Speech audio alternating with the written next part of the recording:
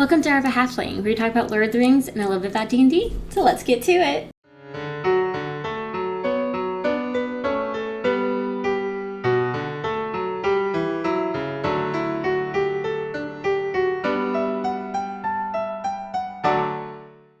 So today we're going to be cooking out of recipes from the World of Tolkien by Robert Tuesley Anderson. And we're going to be doing the Westfarthing Fairings.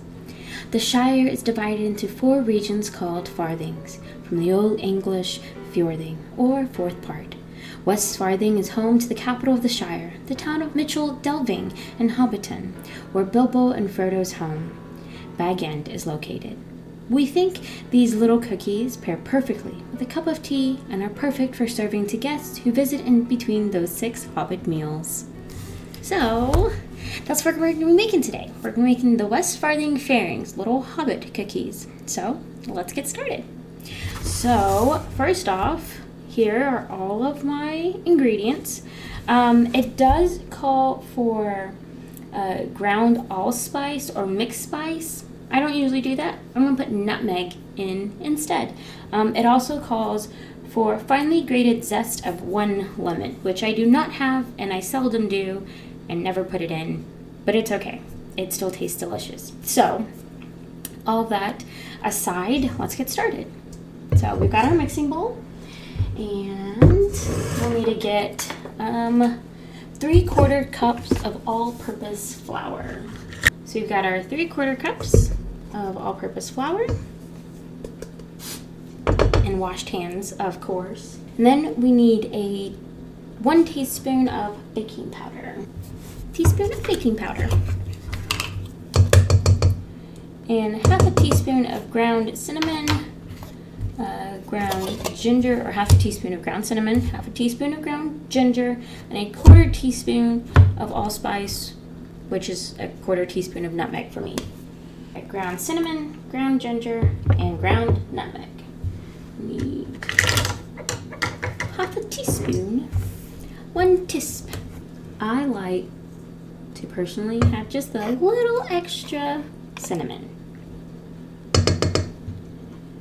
Okay, and 1/2 tisp of ginger, and then 1/4 teaspoon, oops, this is new, 1/4 teaspoon of your allspice or mixed spice, but I'm just putting in nutmeg because it is the secret ingredient to everything. Okay, and 1/4 teaspoon of nutmeg, which I don't have 1/4 teaspoon, so just 1/2 tablespoon, 1/2 teaspoon, 1/2 teaspoon of nutmeg. half of the teaspoon, whatever, just put in 1/4 teaspoon of nutmeg. Okay, and you will have to get your fingers dirty. You're gonna have to touch all of this, so just make sure that you have clean hands, which I do. I just clean them. And then our butter. We need 4 tablespoons of butter. And you're gonna want to cut this into like slices. Make sure I can see, because you're going to have to take your hands and actually crumble it into the mixture that you have until it looks like breadcrumbs. So that's why I said you want to make sure your hands are nice and clean, because you're going to get all of it in it. Alright, so I've got my 4 tablespoons of butter. Princess Buttercup. And then what I kind of do is I mix it up just a little bit, kind of get some powder or some of the dry ingredients on everything. So you're just going to take just a bit of the butter in your hand. I don't know if you can see. You're going to just kind of crush it in there. And then I'll show you what it looks like. But you're just going to get it all rubbed out in there. Okay, so you just want it to kind of begin to look like breadcrumbs, which is a pretty decent spot to kind of stop at. So there you go. So you can see it's got some crummy bits in it.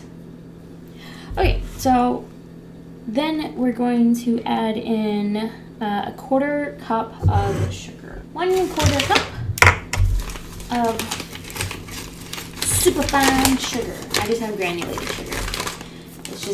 It's just kind of fine. It's not super fine.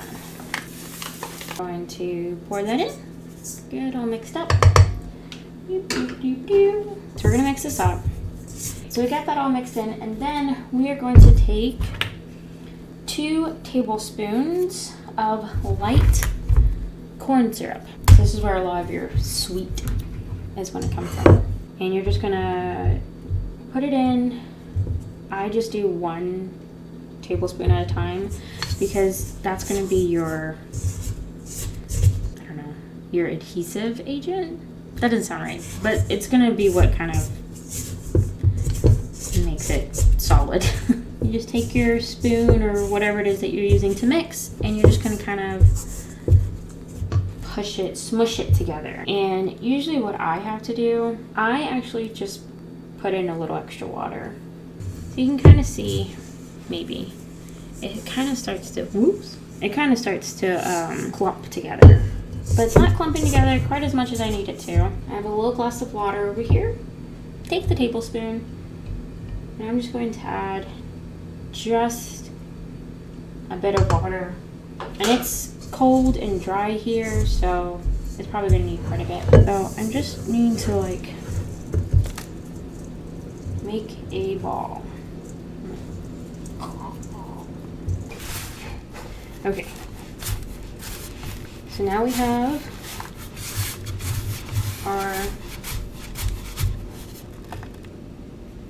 now we have this, and you should have like a ball or log or something. So what you're gonna do, now that you have your dough, essentially, kind of all clumped together, you're gonna get your rolling mat, or if you're fine using your counter space or whatever, but just some sort of flat surface that you can put your dough on. You can put on your mat, and you're going to begin to form a log. Let's see, the longer your log, the smaller the cookies, the taller and fatter the log, the fewer cookies you'll get, but they'll be bigger. Okay, but once you kind of feel like, yeah, that looks pretty good, which this looks pretty good, you can go ahead and get my cookie sheet, which I keep mine covered in tin foil because it's less of a cleanup. So you're going to take your knife, and we're just going to begin to cut our log until we can get 12 pieces. Okay, so we're going to have a couple big ones and a couple small ones, which is great because they're perfect size for my little hobbit. So 1, 2, 3, 4, 5, 6, 7, 8, 9, 10, 11, 12. Perfect. So from good size for my hobbit and good size for my Goliath. Then you're going to take your little pieces, roll them up into balls, place them onto your cookie sheet. Now you're going to want to set your oven to 350. Get that preheating. Now that our oven is preheated, let's get baking. So the recipe says to set a timer for 8 to 10 minutes for my oven. Meeting halfway usually works out for us. So we'll come back in 9 minutes.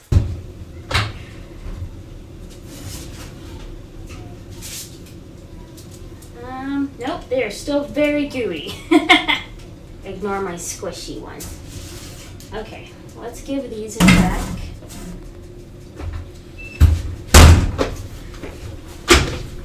Got our handy dandy Q-tips. Toothpick.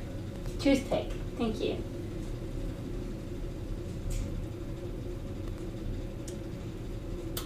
Oh, they're very gooey. That is very gooey. We're gonna put them in for another couple of minutes.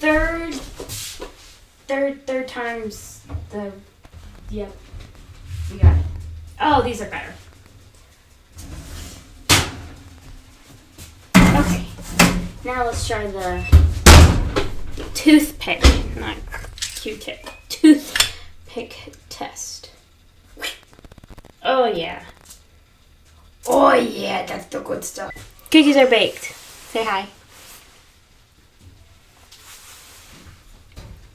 Hi. Cookies are baked.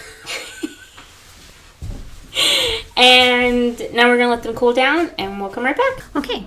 So now we have our cookies made and of all different sizes and cute and adorable little Hobbit cookies are so adorable. Now we can display them beautifully on our table and await the horde of dwarves that will come and just devour them later. But in the meantime, let's give it a try. I love them.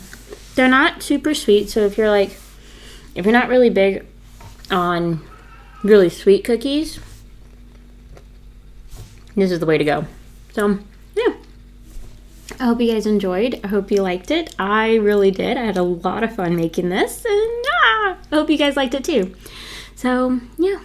Don't forget, Thursday will still be us going to the Silmarillion, so stick around for that, and come back next Tuesday for another miscellaneous nerdy thing to do.